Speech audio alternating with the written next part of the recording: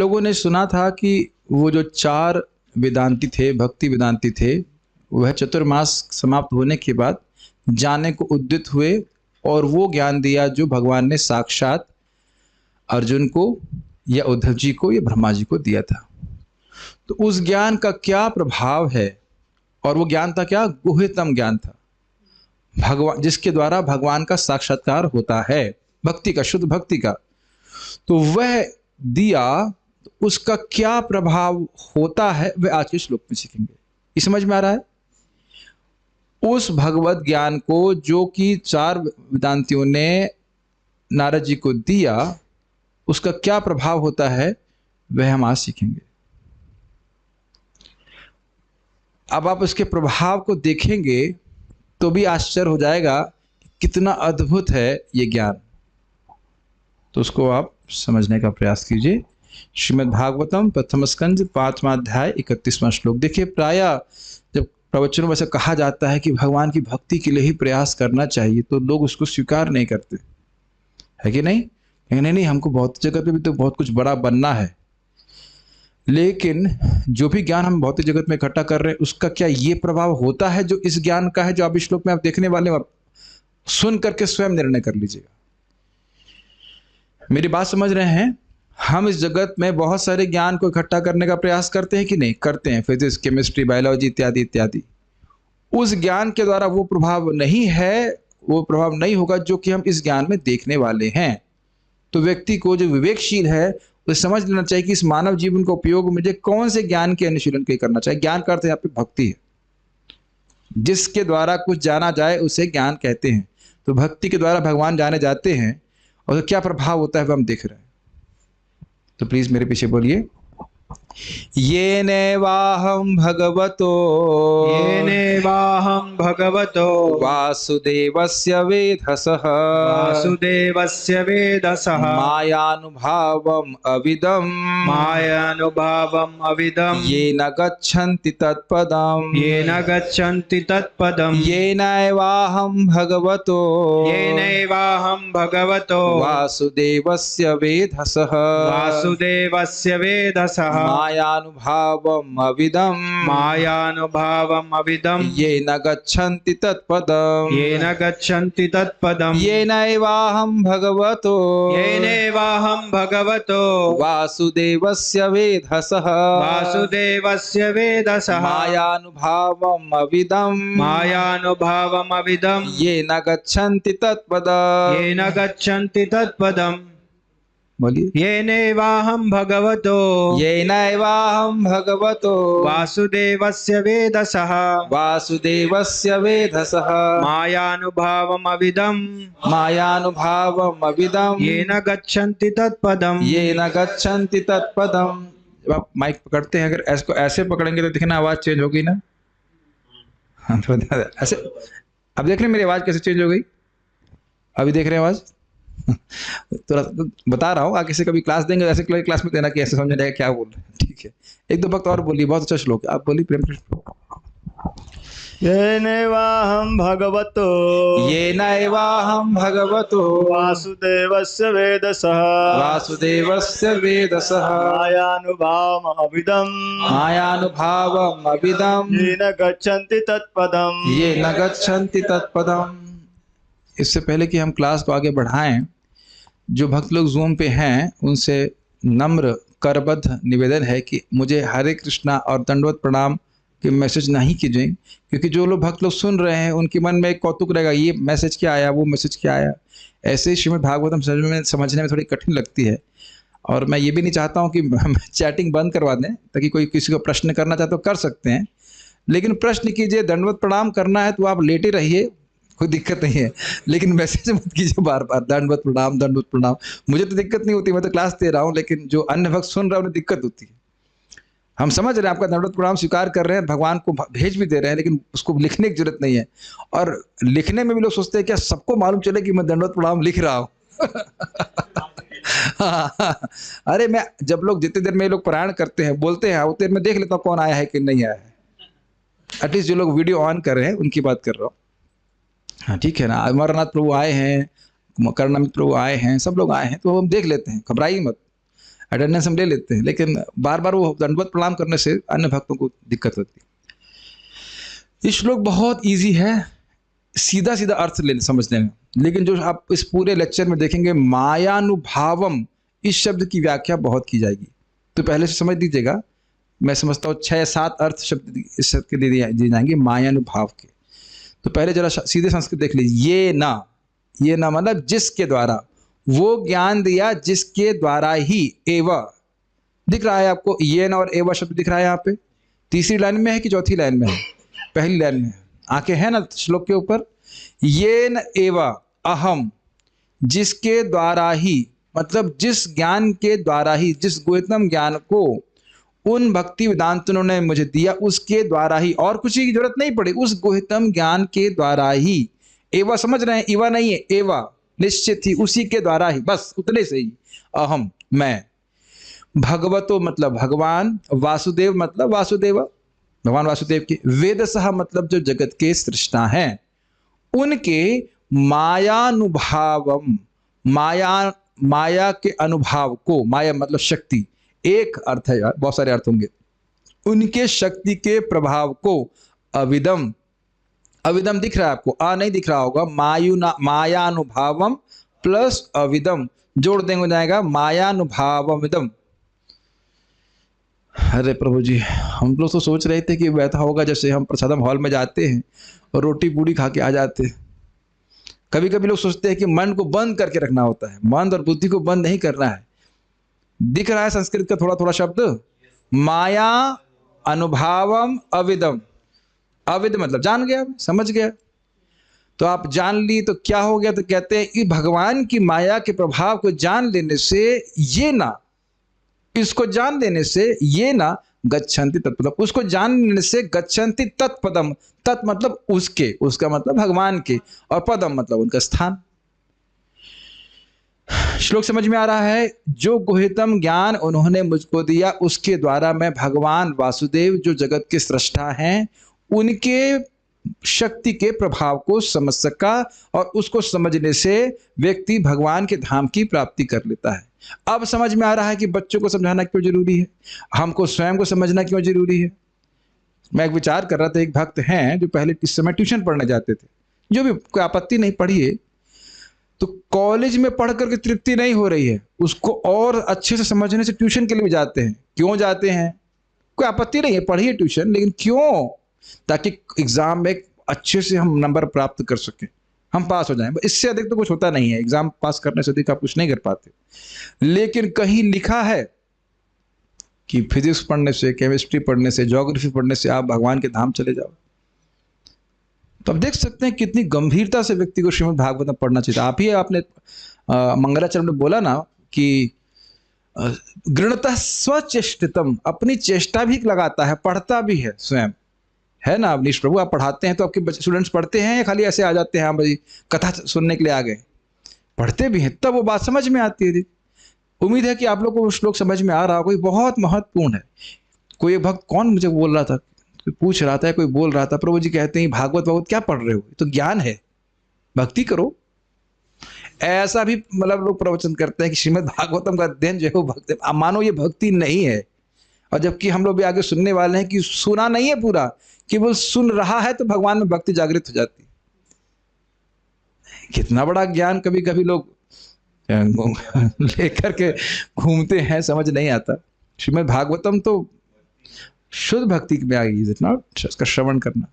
खैर कोई बात नहीं, उधर हम नहीं जाना चाहते, लेकिन हम खाली ये बोल रहे हैं कि इस ज्ञान को समझने से, भगवान की शक्तियों के प्रभाव को समझने से व्यक्ति भगवान के पास चला जाता है। कैसे जाएगा उसकी हम व्याख्या करने का प्रयास करेंगे। पहले अनुवाद देख लीजिए। उस गुह्य ज्ञान से मतलब भक्ति के ज्ञान से मैं संपूर्ण पदार्थों के सृष्टा, पालक तथा संहार करता, ये वेदसा शब्द की प्रपद व्याख्या कर रहे हैं। जो विधाता है, जगत के एक सृष्टि करता है, भगवान श्री कृष्ण की शक्ति के प्रभाव को ठीक ठीक समझ सका। उसे जान लेने पर कोई भी मनुष्य उनके पास लौटकर उनसे साक्षात भेंट कर सकता है। तो स्वभावतः अगर हम स्वयं पढ़ेंगे तो उसके महत्व को नहीं समझेंगे। जरा इसी को देख लीजिए। उसे जान लेने पर, किसे जान लेने पर? भगवान की शक्ति के प्रभाव को जान लेने पर कोई भी मनुष्य, इसमें वर्णाश्रम का भेद नहीं है, ब्रह्मचारी, गृहस्थ, सन्यासी, चाहे कोई भी हो, उनके पास लौटकर उनसे साक्षात भेंट कर सकता है। तो आप समझ सकते हैं कि नारद जी कितने महत्वपूर्ण यहाँ पे बात कह रहे हैं। मुझे बड़ा अच्छा लगा, एक माता जी ने बाद में मैसेज किया मेरे को कि हम लोग नारद जी के बारे में जानते नहीं थे, और कहते हैं कि जब कोई चुगली करता है तो कहते हैं कि नारद की तरह एक चुगली कर रहे हो। तो उन्होंने कहा कि हमें अब समझ में आ रहा है कि नारद जी कितने बड़े भक्त हैं और उनके प्रति हमने कितना अपराध किया। तो देख रहे हैं कि जब हम तत्व से एक भक्त के बारे में भी नहीं सुनते तो उनकी लीला भी समझ में नहीं आती, तो भगवान कृष्ण की लीला कैसे समझ में आ जाएगी बताइए? ये बात समझने वाली है। अन्वय देखिए, यहां दो ये ना है। ये पहला वाला ये ना है, ये ना अर्थात जिस ज्ञान से, किस ज्ञान से? जो भक्ति वेदांतों ने दिया। तो आप कह सकते हो प्रभु जी अभी तो आपने समझाया, फिर पीछे क्यों पड़े हो? 2-3 बार जब बोलेंगे तब जाके दिमाग में वो घुस जाता है। ये ना, इसके द्वारा 3-4 बार रिपीटेशन के द्वारा व्यक्ति के दिमाग में घुसती है बात। क्योंकि मान लो जब पहली बार समझा रहा तो वो कुछ और सोच रहा होगा अपने घर बारे में या कुछ भी बारे में, दोबारा समझाएंगे तो अच्छा ये है। ये ना मतलब जिस ज्ञान से, जो भक्ति वेदांतों ने दिया। एवं निश्चय ही मतलब समझ लेना चाहिए कि जिस प्रकार से नारद जी को ज्ञान हुआ, उसी प्रकार से जो भी इस भक्ति के प्रोसेस को समझेगा उसको भी इस प्रकार से ज्ञान होगा। और आपने ये भी समझ लेना चाहिए कि ये भक्ति अपने आप में समर्थ है। मतलब ऐसा नहीं सोचना चाहिए कि भक्ति का ज्ञान प्राप्त कर रहे हैं और एक को होगा एक को नहीं होगा। आपने सुना है इस प्रकार की औषधियां होती जो राम बाण जैसी होती, जो खाएगा उस पर काम करेगा। ये बात है। निश्चय ही, संदेह नहीं करना चाहिए। अहम अर्थात मैं, और वेदसः अर्थात परम सृष्टा। परम सृष्टा का अर्थ समझ रहे हैं, जो जगत की सृष्टि संहार करता है इत्यादि। भगवतः का अर्थ मतलब भगवान, और वासुदेव अर्थात श्री कृष्ण की शक्ति के प्रभाव को। मायानुभावम अब दिख रहा है, पहले नहीं दिख रहा था, अब दिख रहा है मायानुभाव। मायानुभावम शक्ति के प्रभाव को अविदम सरलता से समझ गया। देखिए बड़ी अद्भुत बात है, जो भगवान जगत के सृष्टि करता है उनकी शक्ति को, प्रभाव को समझना क्या आसान बात है, लेकिन भक्ति के द्वारा वह सरलता से समझ गए। ये भी एक विशेष गुण है उस ज्ञान का। ये ना जिसको समझने के द्वारा, किसको समझने के द्वारा? भगवान की शक्ति के प्रभाव को समझने के द्वारा तत्पदम गच्छन्ति, भगवान के चरण कमलों में भक्त जाते हैं। ठीक है, तो समझ में आ गया। हम लोग मायानुभाव शब्द के पर विचार करेंगे। सारा दर्शनी पे इसी पे फोकस किया जा रहा है। भागवतम के इस ज्ञान के द्वारा, ये न शब्द का अर्थ हुआ गुह्यतम ज्ञान जो श्रीमद् भागवत में दिया गया भगवान के बारे में। मैं अर्थात नारद जी भगवान की चिद शक्ति, कृपा शक्ति और त्रिगुणात्मक अचित शक्ति। यहां पे माया शब्द की व्याख्या हो रही है। माया अर्थात भगवान की चित शक्ति, योग माया। कभी कभी लोग कहते हैं योग माया मतलब महामाया की दुर्गा देवी या क्या अंतरंग शक्ति। वो अलग अलग कंटेक्स्ट में, अलग अलग संदर्भ के हिसाब से अलग अलग अर्थ हुआ। तो यहां पे कहना कि मायानुभावम अविदम, भगवान की शक्ति के प्रभाव को समझ पाया, इसका अर्थ क्या है? भगवान की अंतरंगा शक्ति, चिद शक्ति के प्रभाव को समझ पाया। नहीं समझ में आया? देखिए, इसको अर्थ को समझने का अर्थ यह है कि तरीका यह है कि मायानुभाव में माया के अर्थ चेंज करते जाइए, उसके बाद अनुभव शब्द, अनुभाव जोड़ते जाइए। माया का एक अर्थ लीजिए चिद शक्ति, तो मैं उस ज्ञान के द्वारा भगवान की चिद शक्ति के प्रभाव को समझ सका। ये एक अर्थ समझ में आया, एक अर्थ ग्रहण कर लिया आपने। चिद शक्ति क्या होती है समझ रहे हैं? संधनी, संवित और हलादनी। संधनी शक्ति जिसके द्वारा भगवान का अस्तित्व रहता है या होता है, और संविद मतलब भगवान जिसके द्वारा स्वयं को जानते हैं और दूसरों को अपना ज्ञान करवाते हैं, और हलादनी मतलब जो भगवान को आनंद देती है और भक्तों को भी आनंद देती है। ये हो गई चिद शक्ति। तो इन तीनों के प्रभाव को नारद जी समझ पाए। ये क्लियर हुआ? ये एक अर्थ हुआ। अब भगवान की माया के अर्थ ले लीजिए कृपा को। तो भगवान की कृपा शक्ति को नारद जी समझ गए। ये तो बिल्कुल देख रहे हैं कि किस प्रकार से एक छोटा बच्चा होते हुए, अभी 4 ही महीने हुए हैं, ये बहुत लंबी बात नहीं है। बार बार जब मैं नारद जी बोल रहा हूं तो नारद ऋषि के रूप में उनकी धारणा मत कीजिए। एक छोटे बच्चे के बारे में बोल रहे हैं, जो भी हो, 5 हो, 6 हो, 4, कुछ भी हो। और हम लोग क्या कहते हैं कि हमारा बच्चा छोटा है, अभी भक्ति नहीं कर सकता, या अभी तो बहुत छोटा है, 19 साल का ही हुआ है बस। कभी कभी ऐसे ही बोलते हैं, अभी तो बहुत छोटा, अभी कहाँ भजन करेगा। गाली दे लेगा लेकिन हरे कृष्ण मंत्र नहीं बोल सकता है। लड़के सीख जाते हैं ना 19 साल में गाली गलौज करना, लेकिन हरे कृष्ण मंत्र नहीं सीखते। तो ये दूसरा अर्थ ग्रहण कर पा रहे हैं। मायानुभाव को पकड़ते जाइए और माया के अर्थ चेंज होते जाएंगे, उसके हिसाब से अलग अलग अर्थ निकल रहे हैं इस श्लोक के। मैं बहुत स्लो जा रहा हूं, भले ही श्लोक बहुत सिंपल लग रहा है, मैं स्लो जा रहा हूं ताकि आप उसको ग्रहण कर पाए। पहला अर्थ समझ में आ रहे हैं, मैं भगवान की शिव शक्ति के प्रभाव को समझ पाया, फिल इन द ब्लैंक्स करते जाइए। उसके बाद मैं भगवान की कृपा शक्ति के प्रभाव को समझ पाया। ये सब भक्ति के द्वारा हो रहा है। किस प्रकार से वह भगवान देख रहे हैं, किस प्रकार से वो एक छोटे सामान्य दासी के पुत्र थे और उन्हें भगवान के भक्तों का संग प्राप्त हुआ, कोई योग्यता नहीं थी, और अपने अंदर भक्ति के द्वारा जो परिवर्तन हो रहा है उसको भी समझ रहे हैं।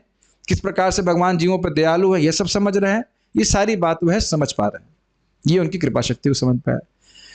और त्रिगुणात्मक अचित शक्ति, ये तो समझ रहे होंगे, रजोगुण, तमोगुण और सतगुण से बनी हुई जो प्राकृत शक्ति है भगवान की, माया शक्ति, उसके प्रभाव को भी समझ पाए। अब कोई विचार करेगा इसका क्या प्रभाव है। यया सम्मोहितम जीवो आत्मानम त्रिगुणात्मकम, जिसके द्वारा, जिस माया के द्वारा, इस त्रिगुणात्मक माया के द्वारा जीव अपने आप को मोहित होने के कारण अपने आप को ये शरीर मान रहा है। तो यह प्रभाव भी देख पाए कि नहीं। आपको याद हो नारद जी ने क्या कहा था कि मैं जैसे ही मेरा भक्ति बढ़ी, भाव स्तर की बात थी, तो कह रहे थे कि केवल स्वमाया, अपने अज्ञान के कारण ही मैं अपनी पहचान अपने स्थूल और सूक्ष्म शरीर से कर रहा था। याद आ रहा है। तो वहां देख रहे हैं ना कि वह भगवान के माया के प्रभाव को अनुभव कर पा रहे हैं।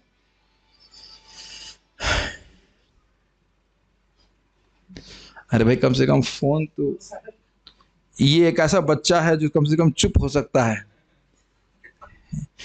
और बच्चे तो भले चुप ना होते। तो आप देख रहे हैं कि कितना विस्तार है एक छोटे से श्लोक का। इसीलिए मैं आज इसको केवल रखा हूं कि इसको इतना ग्रहण कर लीजिए। 7 अर्थ कम से कम रखे होंगे इसमें। छोटा सा श्लोक है। क्या आप तीसरे अर्थ को ग्रहण कर पा रहे हो? माया का प्रभाव मतलब एकदम दिख रहा है ना, कैसे हम इस समय तो हम भी अनुभव कर पा रहे हैं ना, कैसे माया के द्वारा हम अपने आप को शरीर मान रहे हैं, शरीर से संबंधित वस्तुओं को मेरा मान रहे हैं, और हमारा जीवन का उद्देश्य भी उसी प्रकार से निर्धारित हो रहा है। तो समझते होंगे। और अगर आप नहीं समझ रहे हो तो जब भक्ति में नहीं थे तब की स्थिति को स्मरण कर लीजिए, किस प्रकार से हम ज्ञान में घूम रहे थे। तो कुछ कुछ ग्रहण कर पा रहे हैं। तो भगवान की भक्ति के द्वारा वह भगवान की बहिरंगा शक्ति दुर्गा देवी माया के प्रभाव को भी समझ सके। चिद शक्ति का अर्थ योग माया है। चिद शक्ति का अर्थ टोटल अंतरंग शक्ति कहते हैं। चिद शक्ति का एग्जैक्ट अर्थ दिया गया है संधिनी संवित प्लस लादिनी, इसको मिला करके इसको चिद शक्ति कहते हैं। तो इतना तो फिल इन द ब्लैंक्स हो गया आपका। ठीक। तो इन तीनों के कार्य अथवा प्रभाव को समझ पाया। अभी ये अनुभाव शब्द के भी 2 अर्थ हो गए। माया का अर्थ आपने पकड़ लिया, अनुभाव के 2 शब्द हो गए, कार्य और प्रभाव। देखिए इन दोनों में थोड़ा अंतर है। कोई व्यक्ति कार्य कर रहा है तो ठीक है, आप जान रहे हो कि वो कार्य कर रहा है, लेकिन उसका प्रभाव कितना हो रहा है वह थोड़ा अलग हो रहा है। कुछ अंतर दोनों शब्दों में देख पा रहे हैं, कार्य और प्रभाव। जैसे हो सकता है हमको मालूम हो कि व्यक्ति ये कार्य करते हैं, लेकिन जब उसके प्रभाव को देखेंगे, उसका प्रभाव क्या हो रहा है,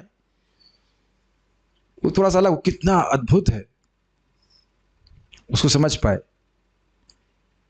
कृपा शक्ति कार्य कर रही है, लेकिन उसका प्रभाव किस प्रकार से हो रहा है वह भी देख पा रहे। थोड़ा सा सटल अंतर है, अगर थोड़ा समझने का प्रयास कीजिए। एवं भगवान के ऐश्वर्य और माधुर्य का भी मुझे ज्ञान हो गया।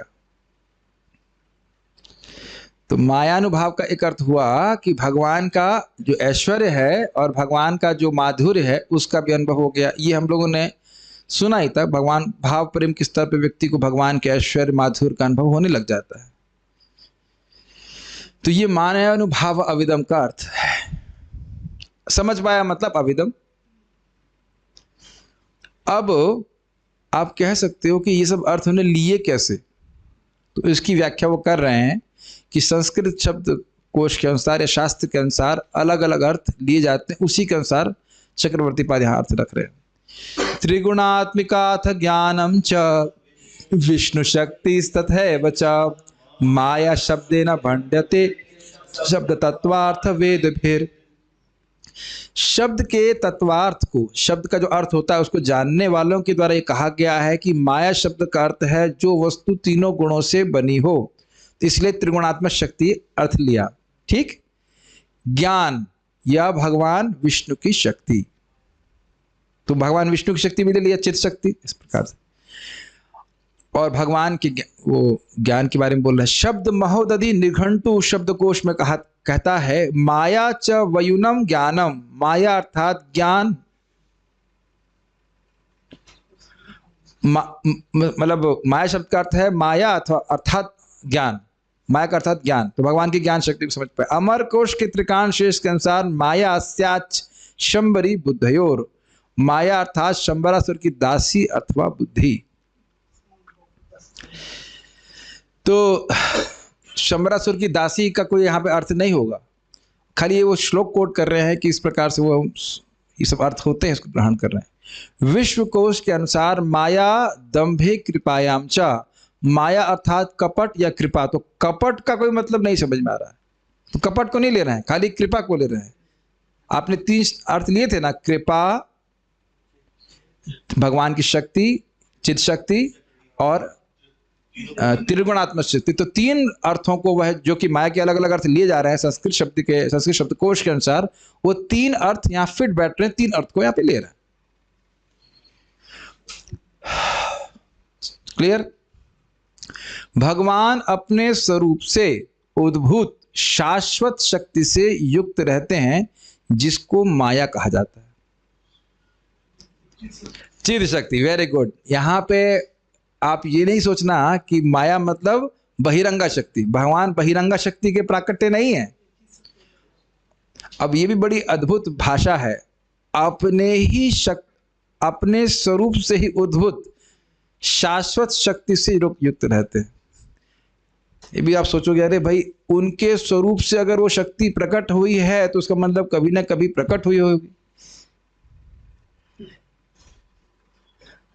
तो इस प्रकार की धारणा आपको नहीं रखनी है। शाश्वत रूप से भगवान शक्तिमान हैं और उनकी चिद शक्ति सर्वदा विद्यमान है।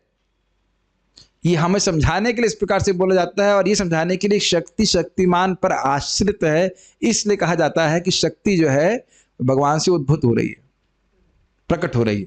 अन्यथा भगवान की शक्ति भी भगवान की तरह ही शाश्वत है।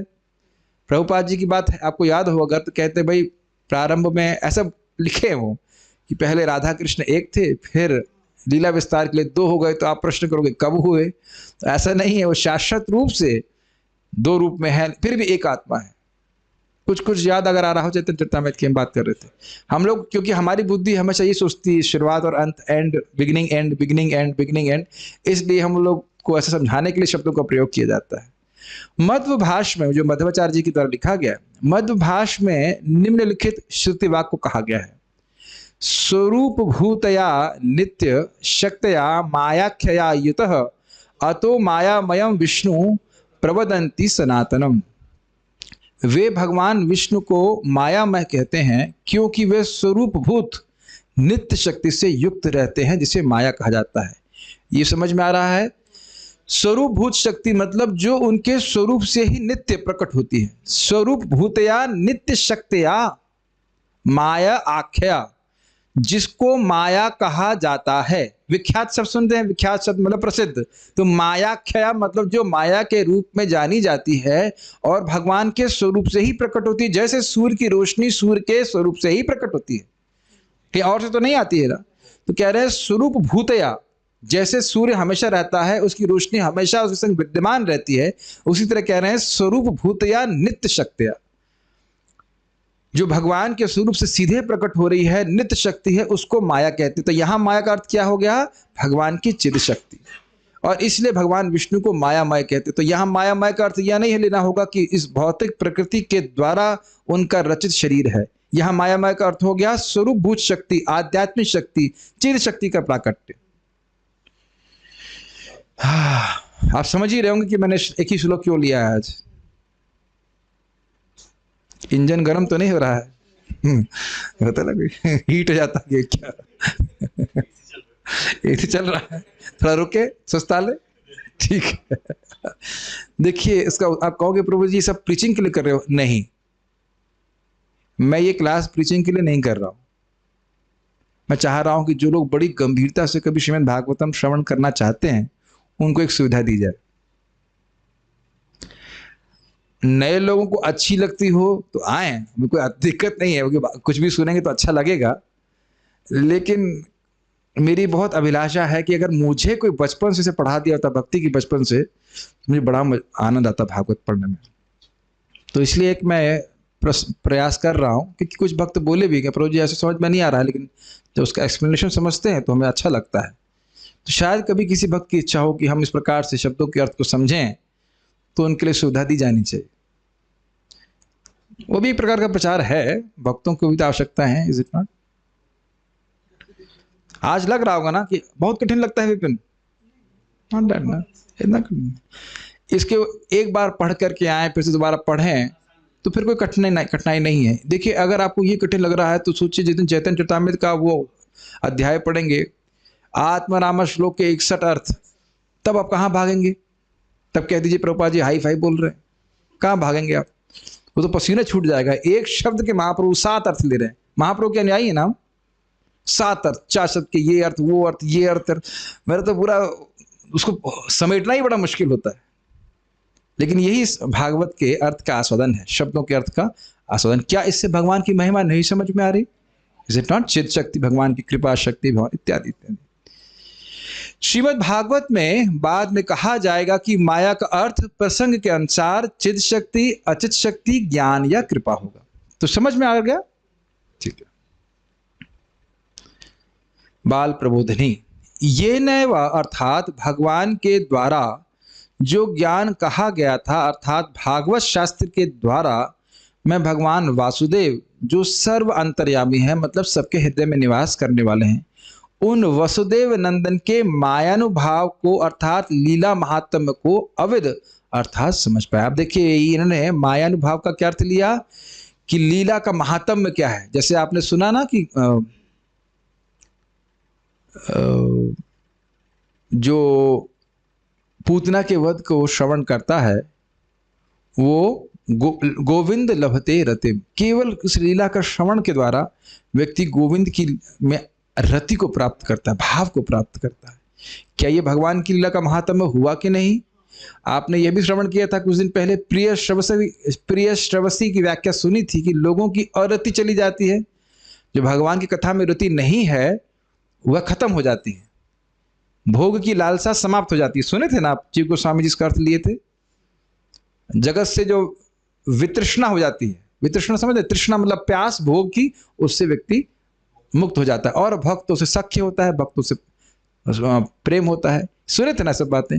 क्या ये सब लीला का महात्म्य नहीं है? यस।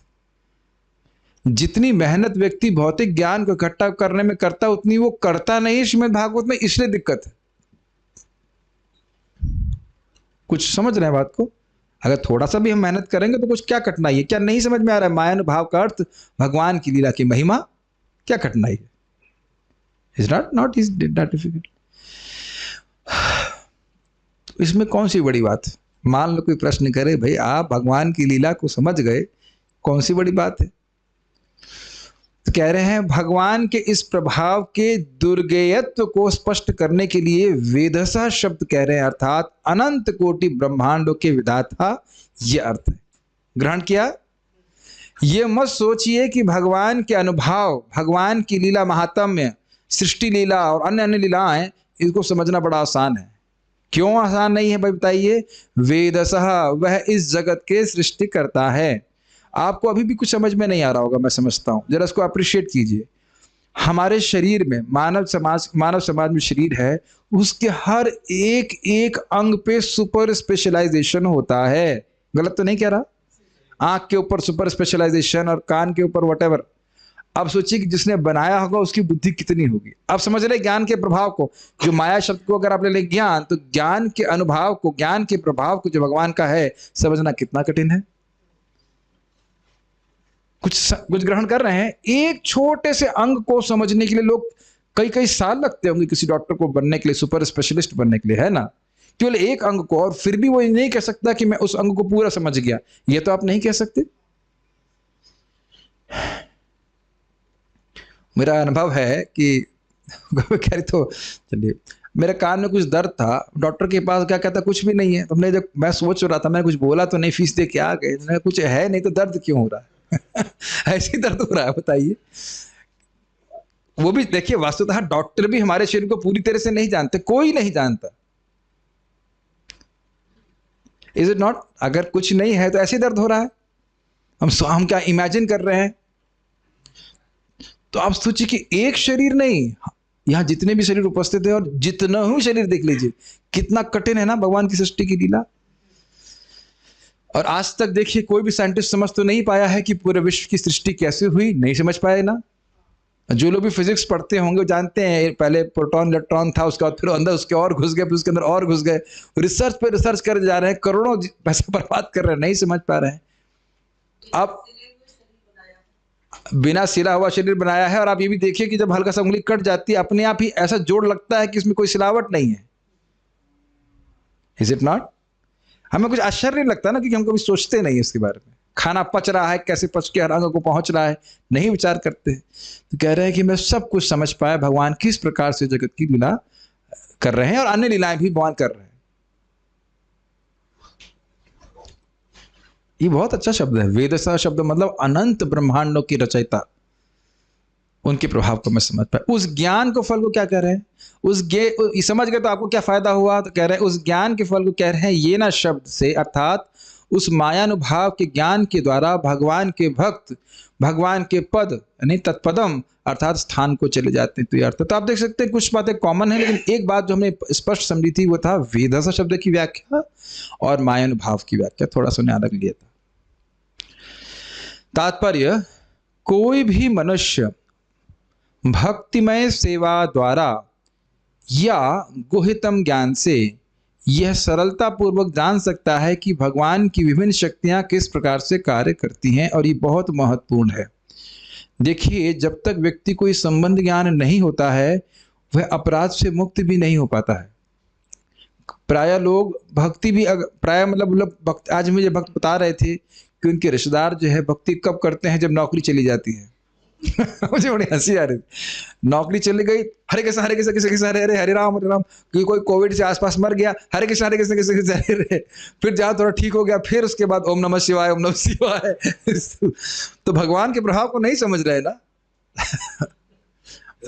बड़ा मुझे हंसी आ रही थी। मैंने कहा फिर तो अच्छा है कि नौकरी मिलनी ही नहीं चाहिए, तो कम से कम हरे कृष्ण तो करेगा।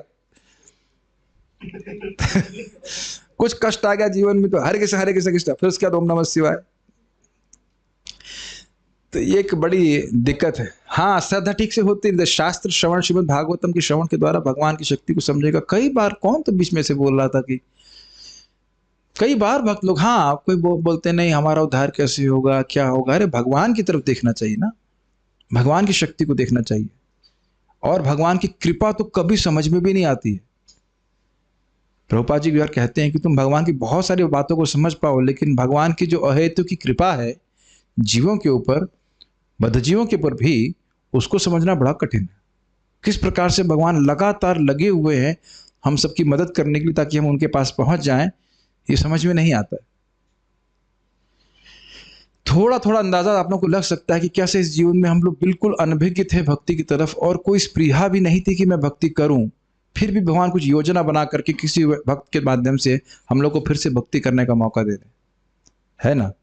ये एक हल्का सा अंदाजा लग सकता है, लेकिन ये हम कभी नहीं समझ सकते। ये तो कभी मतलब बड़ा मुश्किल है। चक्रवर्ती पाद कहते हैं कि भगवान की कृपा इतनी सूक्ष्म है कि भक्त भी नहीं समझ पाते इसको। बहुत सूक्ष्म कृपा है। लेकिन मुख्य बात अपने जीवन में आप जो देखेंगे वो ये है कि किस प्रकार से भोग की तृष्णा समाप्त हो रही है। मन जो है पाप बुद्धि में नहीं जा रहा है। ऐसा कार्य करना जिससे कृष्ण अप्रसन्न हो वैसी मानसिकता नष्ट हो रही है। कुछ कुछ ग्रहण कर पा रहे हैं। ये सब भक्ति के प्रभाव है जो व्यक्ति भगवान की जब कोई व्यक्ति भगवान की भक्ति करता है तो उसको समझ पाता है। In Vrindavan, you don't have to go to Prasad. Prasad comes to you. Thank you for bringing Prasad. Okay. अब तो प्रभु जी को बिल्कुल नींद नहीं आएगी। नहीं खैर, ऐसे भी नींद नहीं आ रही। ठीक, ये अच्छा है। जब भी कोई क्लास में बैठे उसके हाथ में एक दोना प्रसाद का दे दो और कहो तभी खाओगे जब पूरी क्लास हो जाएगी। तो देखता रहे, कम से कम सोएगा नहीं, देखते रहे खाओ ये अभी खाने को मिलेगा, अभी खाने को मिलेगा। हाँ, ये अच्छा कह रहे हैं। लॉक सिस्टम है, लॉक तभी खुलेगा जब हम क्लास खत्म करेंगे। प्रश्न के बाद आराम से लॉक खुल जाएगा, फिर प्रसाद पाएगा। ये अच्छा है। खैर प्रभु जी नहीं सोते हैं, खाली इससे मजाक कर रहे थे। अच्छा, एक आपने आश्चर्य देखा कि भगवान की शक्ति को समझना बड़ा कठिन है, लेकिन भक्ति के द्वारा सरलता से समझ में आता है। अब कारण क्यों है पता है, समझ में आ रहा है, क्योंकि भक्ति करने से भगवान प्रसन्न होते हैं। सिंपल सी बात है, भक्ति करने से भगवान प्रसन्न होते हैं। और भगवान कहाँ बैठे हैं? आपके हृदय में बैठे हुए हैं। इसीलिए शब्द यूज किया था टीका में, सर्व अंतर्यामी। भगवान हृदय में बैठे हैं, इस कारण से जो अपना ज्ञान है वो भक्त हृदय में प्रकाशित कर सकते हैं। और उन्हीं की शक्ति से हम लोग उनके ज्ञान से वंचित भी हैं। कुछ समझ पा रहे हैं सब बातों को? यस। शक्ति के एक अंश से भौतिक जगत का प्राकट्य होता है। बहुत सुंदर प्रभात व्याख्या करना।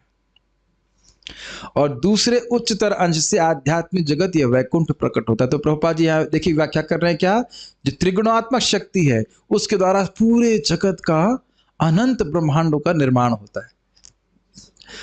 अब आप सोचिए, एक अंश मतलब एक शक्ति,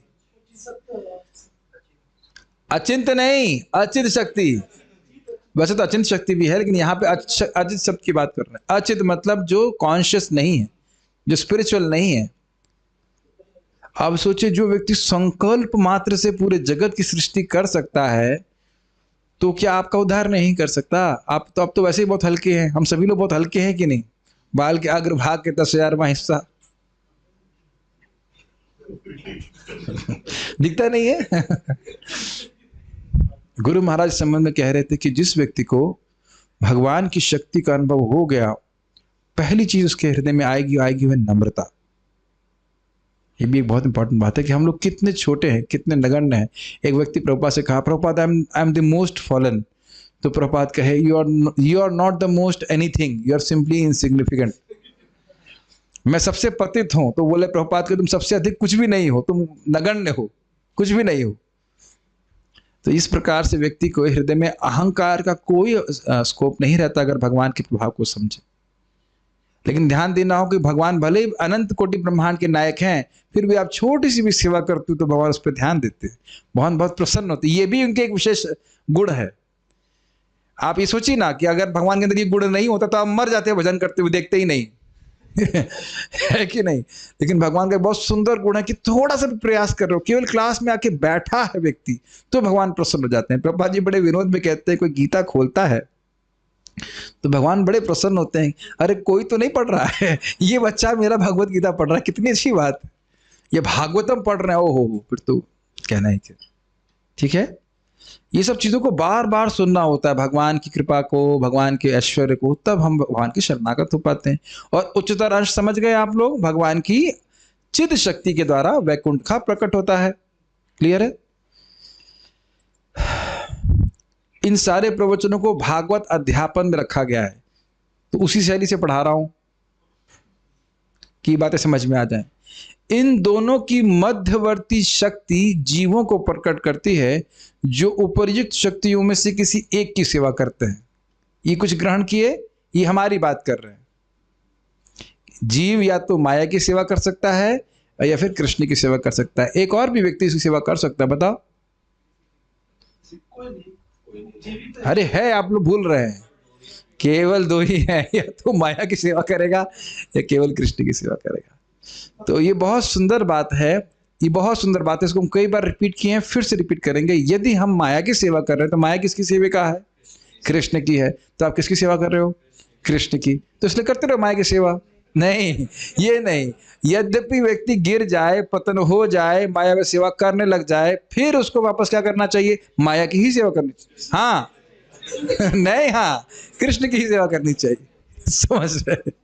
कभी कभी ये लोग भी घबराते, प्रभु जी नाम कर रहे, नाम अपराध हो रहा है तो क्या करना चाहिए? तब भी हरे कृष्णा कृष्णा कृष्णा हरे हरे, हरे राम राम राम हरे हरे। अरे जमीन पे गिर जाएंगे तो क्या हवा में टंगेंगे? जमीन पे गिर जाएंगे तो जमीन पे उठेंगे, प्रभु जमीन पे ही चल रहा है। तो इसलिए कभी भी कृष्ण की सेवा हमें नहीं छोड़नी चाहिए। केहो माने केहो ना माने, सवाए तमार दास। मान रहा कोई नहीं मान रहा, सभी कृष्ण के दास हैं, हमें सेवा करते रहना चाहिए, भले हम अपराध हो रहे इत्यादि इत्यादि जो कुछ भी है। धीरे धीरे वैष्णवों के संग में हम लोग अपराधों से मुक्त होने की शैली को या विज्ञान को समझ पाएंगे।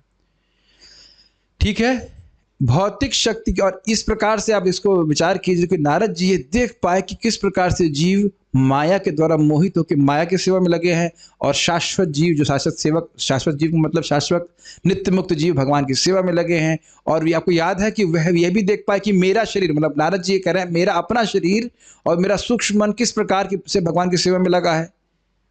पश्येमयि ब्रह्मणि परे, पश्येमयि ब्रह्मणि कल्पितम परे, वी हैव डिस्कस्ड दैट। तो वो सब देख पा रहे हैं कि नहीं? ठीक।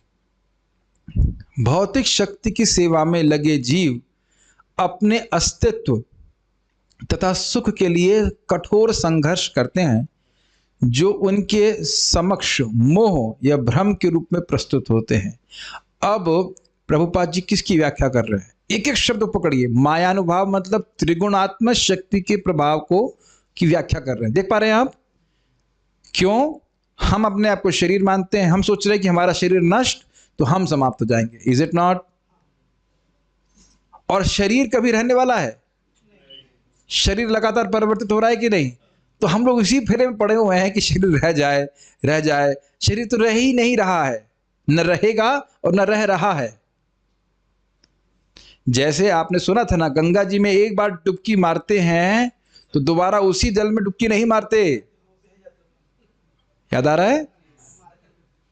तो उसी तरह हर क्षण हमारा शरीर परिवर्तित हो रहा है और उस पर हमारा कोई कंट्रोल नहीं। कह दीजिए कि बाल नहीं उगेगा, कह दीजिए कि नाखून नहीं उगेगा, कांस्टेंट ट्रांसफॉर्मेशन हो रहा है कि नहीं?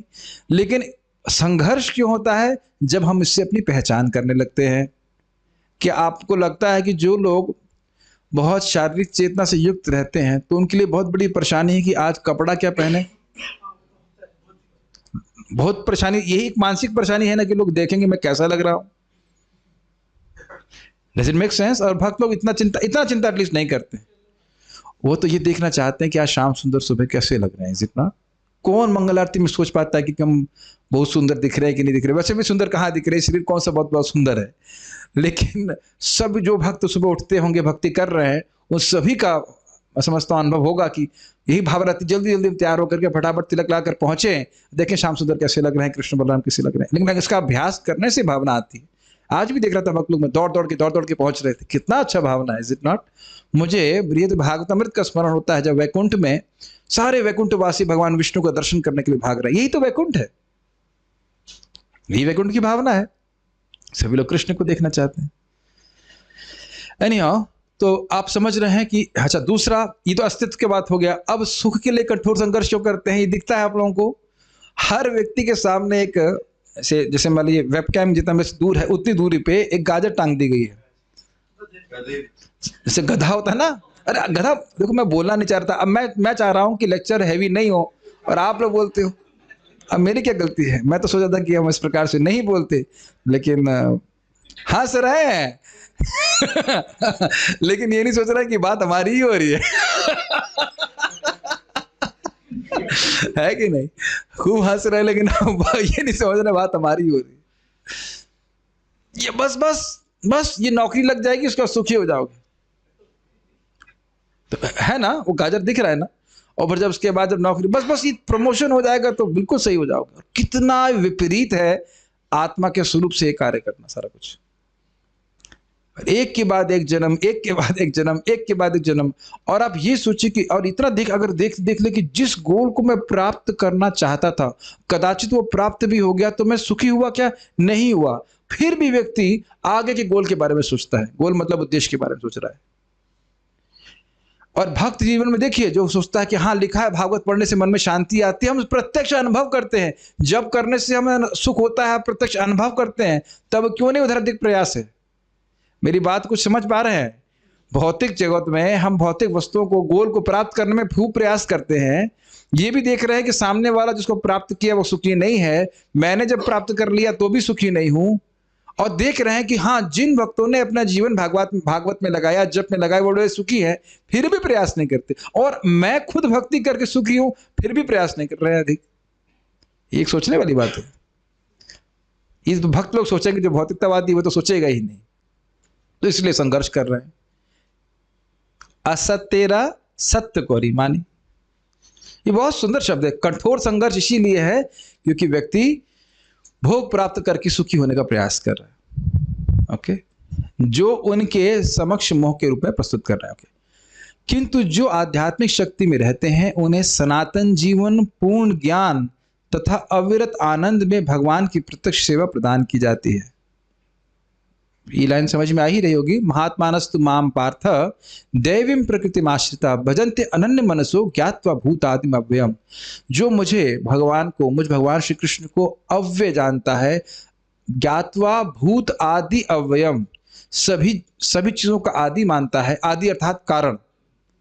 कोई व्यक्ति पहले आया इसका अर्थ ये नहीं कि सभी वस्तुओं का कारण होगा। आदि का अर्थ है सभी के कारण है भगवान, और अव्यय है, कभी नाश नहीं होने वाला। तो वैसे व्यक्ति, ऐसे महात्मा लोग अनन्य भाव से भगवान का भजन करते हैं, भगवान की अंतरंग शक्ति के आश्रय में होते हैं। कहने का अर्थ है भगवान की भक्ति शक्ति में वो रहते हैं, इस प्रकार से बड़े प्रसन्न रहते हैं। और उनको क्या प्रदान किया जाएगा? भगवान की कौन सी सेवा? वर्क फ्रॉम होम सेवा या जैसे अमेरिका में सेवा कर रहे हैं, वहां डे वहां पर नाइट, वैसी सेवा करवाएंगे भगवान। प्रत्यक्ष शब्द लिखा हुआ है। अब देख लीजिए कहाँ एनर्जी लगानी चाहिए। इस पे एक छोटा सा विनोद की बात है। महाराज प्रभुपाद से किसी व्यक्ति ने पूछा यही पॉइंट को लेकर के, आप लोग इतना भक्ति कर रहे हो, जब कर रहे हो, सुबह उठना है, ये वो तपस्या, इतना नहाना धोना, नियम पालन, मान लो मृत्यु के समय आपको मालूम चले कि कृष्ण नहीं है तो? सुना इसको? बड़ा अच्छा लेकिन रोचक बात है। तो प्रभुपाद कहे कि भाई देखो, हम तो बहुत मेहनत नहीं कर रहे हैं, हम सुबह उठते हैं, नाचते हैं, गाते हैं, कीर्तन करते हैं, जप करते हैं, कथा सुनते हैं, प्रसाद खाते हैं, हमें तो कोई खास मेहनत नहीं करनी पड़ रही है, और हम शास्त्र के अनुसार जानते भी हैं कि भगवान कृष्ण हैं, हम उनके पास जा रहे हैं। तुम इतना संघर्ष में जीवन जी रहे हो। ध्यान दीजिएगा कि पैसे वाला व्यक्ति भी क्यों ना हो, वो बहुत संघर्ष करता रहता है, उसको हमेशा एंजाइटी रहती है। एंजाइटी मतलब चेतना, चिंता लगी रहती, मेरा पैसा चला जाएगा क्या होगा, और क्या, और नहीं अगर जा रहा है तो बढ़ेगा कैसे, समझ रहे हैं? तो ऐसे चिंता उनको बनी रहती है, लालसा नहीं, चिंता, परेशानी बनी रहती है। तो कह रहे हैं कि तुम तो इस प्रकार से परेशान हो, और मान लो, तो यानी इस जीवन में तुम दुखी हो, और मान लो मृत्यु के समय तुमको मालूम चले कि भगवान हैं और उनके नियम हैं, और नियम को तोड़ने वाले को नरक जाना पड़ता है, तब तुम्हारी क्या स्थिति होगी? अपने जीवन में देख लीजिए ना। भौतिक रूप से तो आप वही कर रहे हैं ना जैसे पहले करते थे, जो लोग नौकरी इत्यादि कर रहे हैं, फिर भी एक सुख और शांति का अनुभव नहीं करते क्या भक्ति करके? इसलिए जैसा कि भगवत गीता में भगवान ने कहा है, उनकी इच्छा है कि सारे बद्धजीव जो भौतिक शक्ति की सत्ता में सड़ रहे हैं, अरे बाप रे, इतना हैवी है, अभी कहाँ जाएंगे? प्रभुपाद जी का तात्पर्य ही इसी प्रकार का है। क्वाइट अमेजिंग ना, सड़ रहे हैं, जैसे सड़ा हुआ कोई खाने की वस्तु हो, कोई जानवर मर गया, वो सड़ रहे हैं। क्या शब्द है! और वो क्यों बोल रहे हैं प्रभुपाद जी? क्योंकि प्रभुपाद आध्यात्मिक जगत से, वो समझ रहे हैं आध्यात्मिक जगत का सुख क्या है, हम यहाँ किस प्रकार से तुच्छ भोगों के पीछे भग रहे हैं, सड़ रहे हैं। आहा, कितना आनंददायक शब्द है। इस भौतिक जगत के सारे कार्य व्यापारों को त्याग कर उनके पास वापस आ जाए। बहुत सुंदर बात, अगर प्रसंग वक्त मुझे याद आ रही है, बृहत भागवतामृत में जब कई बार बोला है, लेकिन उसे बोलने बहुत अच्छा लगता है कि जब गोप कुमार वैकुंठ पहुंचते हैं तो भगवान कहते हैं, क्या कहते हैं? अरे कहाँ से आ गया नालायक बद्धजीव, तू बहुत दिन से मुझे भूला था, चल वहां जा, ऐसा बोला भगवान ने। अब समझ में आया कि मैं भगवान हूं, समझ में आया तेरे को? ऐसा भगवान ने नहीं बोला। आ गया ना ऊंट पहाड़ के नीचे, भगवान ने ऐसा नहीं बोला। भगवान ने कहा स्वागतम स्वागतम, मैं कब से आपके लिए प्रतीक्षा कर रहा था कि किसी जन्म में आप कुछ तो अपनी मति मुझ में लगाएंगे, मैं कुछ तो बहाना देखता कि आप मेरे पास आ जाते। ये मुझे बहुत अच्छा लगता है और लगता है कि इसको पढ़ाना चाहिए ग्रंथ को। इतनी सारी सारी बातें आप लोगों को बताने के लिए है ना, जब मैं ग्रंथों को पढ़ता हूं तो लगता है भक्तों के सामने लाया जाना चाहिए भगवान के प्रभाव को। संजीव प्रभु, कभी आप सोचते हैं इस तरह से कृष्ण आपके लिए वेट कर रहे हैं? हाँ, आप देख रहे हैं ना, आप सुन रहे हैं तो कुछ कुछ समझ में आ रहा है ना। जैसे कि यहाँ पे लोग अपने बच्चों से प्रेम करते हैं, जो कि झूठे बच्चे हैं, बच्चे कुछ नहीं है, वो अनादि जीव है, तुम्हारा बच्चा नहीं है वो। अब ऐसे बोलूंगा तो लोग कहेंगे ये क्या बातें कर रहे हैं, लेकिन सत्य बात है। ना हम किसी के बच्चे हैं, ना कोई हमारे पिता है, ना माता पिता। माता दाता पिता माँ कौन है? कृष्ण। कृष्ण पिता, कृष्ण माता, कृष्ण धन प्राण। तो कितना सुंदर बात है यदि अगर हमें थोड़ा सा भी अनुभव हो जाए कि कृष्ण मेरे लिए वेट कर रहे हैं। कभी कभी आप या रोज ऐसे मंगल आरती जाते होंगे तो शायद भक्तों का भाव होता हो कि हम भगवान को देख लिए, हमें कौन देख रहा है, पर ऐसा नहीं है। कृष्ण भगवान हर व्यक्ति को देखते। कौन आया, महाराज जी प्रवचन में बोल रहे थे, महाराज एक व्यक्ति नहीं आता तो भगवान कहते हैं, सोचते हैं आज वो नहीं आया। Krishna Mrs everybody, is it not? जैसे कई कई भक्तों को लगता है प्रभु जी हमें लगता है आप जूम में नहीं देखते हमको जब करते हुए। हमने कहा कभी आप सोइएगा फिर समझ में आ जाएगा कि कौन देखता हो कि नहीं देखता हो। मैं तो एक छोटा सा व्यक्ति हूँ, मैं सब तरफ देख ही लेता हूँ, मतलब उसमें तो दिख ही जाते हैं सारे लोग। तो भगवान तो अनंत शक्ति से युक्त है, सबको देखते हैं। जो आप एक एक कदम चल करके आ रहे हो, भगवान एक एक कदम के प्रति ऋणी रहते हैं कि ये कदम मेरी तरफ बढ़ा करके आया है मंगल आरती के लिए। मैं आपको खाली मोटिवेशन देने के लिए नहीं बोल रहा हूँ। आप चैतन्य चरितामृत पढ़िए किस प्रकार से जब भक्त लोग आते हैं तो भगवान कैसे बोल रहे हैं कि मैं तो सन्यासी हूं, मेरे पास तो कोई धन नहीं, मैं क्या दे सकता हूं आपको, मैं तो यही रहता हूं। आप लोग कितना कष्ट लेकर के आते हैं। तो जो भी कष्ट भक्त भगवान के लिए उठाता है, ऐसा मत सोचे भगवान देखते नहीं उसको। यही भगवान सोच रहे हैं कि बच्चा हमारे पास वापस। जैसे हमें दो बच्चे दिख रहे हैं यहाँ पे हमको, तो इनके माता पिता के पास ये नहीं जा रहे थे, तो आप लोग को बचाने के लिए हम असुरों से आपके माता पिता इधर आ रहे कि नहीं आ रहे? तुम्हारे लिए तो हम हो ही नु अवतार। लेकिन ये दोनों बच्चे इतने बिगड़ गए हैं कि ये घर वापस जाना ही नहीं चाहते। अब भी तो उनके माता पिता को भी खींच के घर लाने का प्रयास कर रहे हैं। Very good. तो ये बहुत अच्छी बात है, कृष्ण हमारे लिए वेट कर रहे हैं, ठीक है। इसीलिए भगवान छोटी सी सेवा को भी बहुत मानते हैं, कभी भूलते नहीं। ये बहुत अच्छी बात है। ज्ञान का यह गुहितम अंश है। क्या गुहितम अंश है?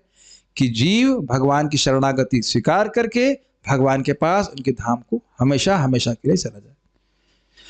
लेकिन इसे शुद्ध भक्त ही समझ सकते हैं, अतः वे ही भगवान के धाम में उनका दर्शन करने तथा उनकी सेवा करने के लिए पहुंच पाते हैं। ये भक्ति करके ही समझ में आता, नहीं तो लोग कृष्ण को एक समान व्यक्ति ही मानते हैं। इसका ज्वलंत उदाहरण स्वयं नारद जी हैं, जिन्हें शाश्वत ज्ञान तथा शाश्वत आनंद की यह अवस्था प्राप्त हुई।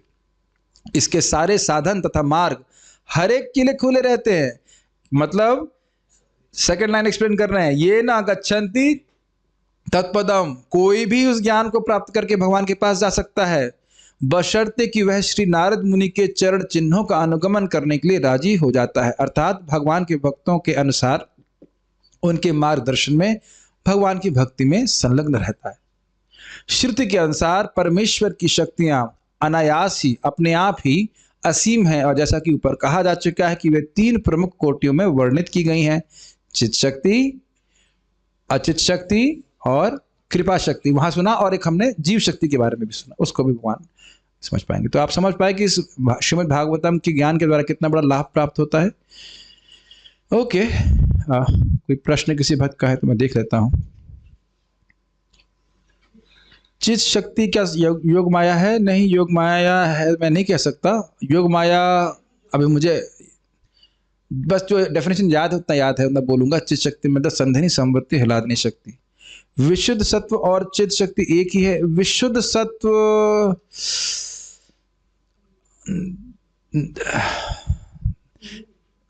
शब्दम विशुद्धम वसुदेव शब्दितम। विशुद्ध सत्व जो है उसमें भगवान वासुदेव का प्राकट्य होता है, ये एक अर्थ डेफिनेशन। अभी मैं एकदम भूल रहा हूं क्योंकि मैं उसको पढ़ाया था, एकदम से स्मरण नहीं आ रहा है, लेकिन विशुद्ध शब्द की डेफिनेशन एग्जैक्ट, संधिनी plus something else is equal to विशुद्ध सत्व। मैं अभी भूल रहा हूं इसलिए मैं नहीं याद बोल सकता। एक अंश को हम एक पाद विभूति कह सकते हैं, यस। उच्चतम को हम त्रिपाद विभूति कह सकते हैं, यस। संबंध ज्ञान के बिना वी कैन नॉट डू अपराध फ्री सेवा। ये बहुत इंपॉर्टेंट है। ये अच्छा, उसको मैं समझा नहीं पाया पूरी तरह से।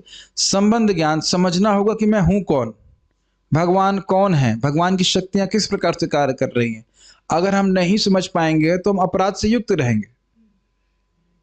अगर मैं ये सोच रहा हूं कि मैं श्रेष्ठ हूं और अन्य लोग हीन हैं, तो भगवान को नहीं समझ पा रहा हूं ना, अपनी स्थिति को नहीं समझ पा रहा हूं ना। तभी तो मैं सोच रहा हूं कि मैं श्रेष्ठ हूं दूसरों से और दूसरे हीन है। Does it make sense? अगर हम ये समझे कि भाई सब क्या है, ममे वांश जीव लोके जीव भूत सनातन, सभी जीव भगवान के अंश हैं, तो उनको सेवक के रूप में देखेंगे कि नहीं, द्वेष से मुक्त होंगे कि नहीं। एटलीस्ट हम अपनी बुद्धि के द्वारा निर्णय कर लेंगे कि नहीं, हमें दूसरों से द्वेष नहीं करना चाहिए। या प्राय लोग भक्ति करते हैं किस लिए? कुछ भौतिक लाभ प्राप्त करने के लिए। तो शुद्ध भक्ति की दृष्टि से यह ठीक नहीं है। नाम को अपनी सेवा में लगाना ये सब सही नहीं बात है। नाम की सेवा करते हैं, नाम को अपनी सेवा में नहीं लगाते। नहीं समझ में आ रहा है ये बात? तो इस प्रकार से हम लोग अपराधों से मुक्त होते हैं। ओके, अच्छा, अब एक स्वाभाविक प्रश्न था, मुझे लग रहा था आएगा, कि अगर भक्तों बच्चों से आसक्ति ना हो, फैमिली से आसक्ति ना हो, तो क्या ये क्रूरता नहीं होगी? देखिए, आसक्ति के कारण व्यक्ति करता क्या है? जो उसे नहीं भी करना होता वो करता है। मानते हैं कि नहीं? कुछ समझ रहे हैं इस बात को? लेकिन यदि आप अपने पति और बच्चों के प्रति वाकई प्रेम करते हो, अगर माता जी का प्रश्न है, तो उन्हें भगवान का प्रसाद खिलाएंगे।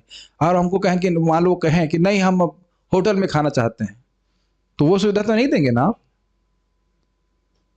कुछ समझ में आ रहा है बात? लोग ये नहीं समझ पा रहे हैं कि अगर आप किसी को भक्ति का उपदेश देते हो, ये उसके प्रति सबसे बड़ा प्रेम है। कुछ ग्रहण कर रहे हैं? Is it not? केवल अब प्रश्न है तो मैं प्रभुपाद जी की बात को कोट कर रहा हूं। प्रभुपाद जी कह रहे हैं कि जो मां भक्ति को मैं मदद नहीं करती, वो मां नहीं है, वो माया है। अब आजकल बात आ ही गई है, तुम बोल दे रहे हैं। आजकल माता जी लोग बच्चों को स्मार्टफोन दे देते हैं, भक्ति बढ़ जाती है ना उससे। बोलना नहीं सीखा है वो, लेकिन वाईफाई चलाना ऑन करना सीख गया है। बताइए गलत बात है कि नहीं? किस लिए? कि खुद अपना फोन चला सके, बच्चा डिस्टर्ब नहीं करे। कि ये प्रेम है कि क्रूरता है, या बता दीजिए आप। आप सोचिए, अभी हम लोग छोटे बच्चे थे तो मैं समझता हूँ किसी यहाँ पे जो उपस्थित व्यक्ति होगा, किसी को स्मार्टफोन को तो देखा नहीं होगा। मैं तो जब ज्वाइन भी किया 5-6 साल तक छोटा फोन ही चलाते थे, उससे अधिक कुछ जानते ही नहीं जानते थे ना। तो हम लोग फिर भी कुछ खेलते थे, कुछ तो सुनते थे भगवान के बारे में। कुछ सुन तक हमें सुनाया नहीं गया था, ये संभावना थी। तो भगवान की भक्ति का मौका ना देना, ये कितनी बड़ी क्रूरता है, उसको समझना चाहिए। और खुद भक्ति करेंगे तो बच्चे स्वाभाविक रूप से भक्ति करेंगे, तो ये क्रूरता है। तो क्या क्रूरता है, वो थोड़ा विचार करना चाहिए इसके ऊपर। भगवान खुद ही कह रहे हैं कि इस ज्ञान को जो दूसरे व्यक्ति को देता है, चाहे अपने बच्चों को दीजिए, किसी को भी दीजिए, तो ये सबसे बड़ा कल्याणमय कार्य है। एक माता जी बहुत अच्छे से भक्ति कर रही हैं, तो उनकी बच्ची अपने आप ही नरसिंह आरती सीख गई। अब वो नरसिंह आरती किसके द्वारा रचित है? श्री जयदेव गोस्वामी के द्वारा। वो फिल्मी गाना नहीं गा रही है, ये माँ गा रही है नमस्ते नरसिंहाया। बच्चे को सिखाना भी नहीं पड़ा, बच्ची अपने आप ही सीखी नमस्ते नरसिंहाय प्रहलाद दायिनी। इस प्रार्थना को स्वयं श्रीमन चैतन्य महाप्रभु जगन्नाथपुरी में नरसिंह देव के सामने गाते थे। तो आप कर रहे हो तो बच्चों पे कृपा है कि नहीं? बताइए, क्रूरल्टी है। ठीक है ना? तो ये थोड़ा समझना चाहिए कि अनासक्ति का अर्थ क्या होता है। आप भक्ति कर रहे हैं, मान लो बच्चा भक्ति नहीं भी कर रहा है, उसके नाते हम अपनी भक्ति नहीं रोकेंगे।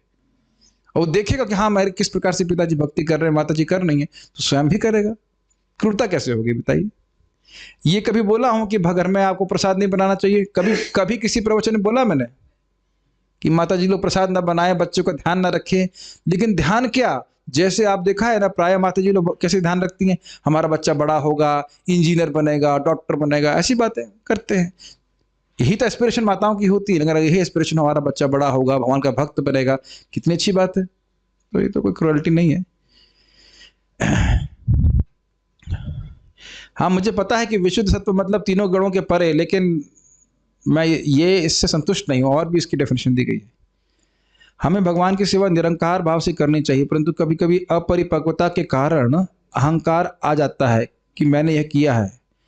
किस प्रकार से इस मिथ्यांकार से बचा जा सकता है और भगवान की कृपा को अनुभव किया जा सकता है? यह तो उनकी कृपा थी कि उन्होंने यह सेवा स्वीकार कर ली। ये बहुत अच्छा प्रश्न है। हम थोड़ी सी सेवा करते हैं, सोचते हैं हम कितने बड़े महान व्यक्ति हैं, है कि नहीं? भागवत का एक श्लोक याद करने में कितनी कठिनाई होती है, और उग्र श्रवा जी को एक ही बार में 18,000 श्लोक याद हो गए, तो अब समझ लीजिए कि हम कहाँ हैं। With realisation. पूरी अनुभूति के संग एक बार सुने और सब याद हो गया। हमें हरे कृष्ण मंत्र याद हो जाए, यही बहुत बड़ी बात है। गोवर्धन की परिक्रमा करने में हमारा घुटना दर्द होता है, एटलीस्ट मैं अपनी बात कर रहा हूं। इंद्रिय संयम करने बैठे तो देखिए कितनी मुश्किल है। तो धीरे धीरे भक्ति करते हुए समझ में आएगा कि हम जो कुछ भी कर पा रहे हैं तो वैष्णव की कृपा से, भगवान के आशीर्वाद से कुछ कर पा रहे हैं, कुछ थोड़ा बहुत कर पा रहे हैं, नहीं तो कलयुग में तो असंभव मान के चलिए। नेक्स्ट, तो हरे कृष्ण मंत्र का जब जब बहुत अच्छे से करेंगे, नियमित रूप से भागवत का श्रवण करेंगे, तो मिथ्या अहंकार की भावना अपने आप धीरे धीरे समझ में मतलब खत्म होने लगती है कि मैं करने वाला नहीं हूं, ना मैं कर सकता हूं। भगवान कृपा करेंगे तो हम भगवान की भक्ति कर सकते हैं। ठीक है, तो यहाँ हम रुकते हैं, पारायण करेंगे। मैं जानबूझ के एक ही श्लोक लिया क्योंकि इसमें काफी, मैं समझता हूँ उसके बाद सब थक गए होंगे, नॉट एक श्लोक और करने में तो भारी लगता। आज इसको लीजिए और उसको फिर से एक प्रयास कीजिए कि इसको एक बार फिर से एक बार पढ़ें, तो आपको बातें समझ में आएंगी। बहुत सारी बातें चर्चा की हमने, 5-6 अर्थ मानव, 5 अर्थ लिए थे, 4 अर्थ लिए थे प्रभुपाद जी, और जीव शक्ति भी इस प्रकार से बता रहे हैं, तो आप समझ पाएंगे। ओके।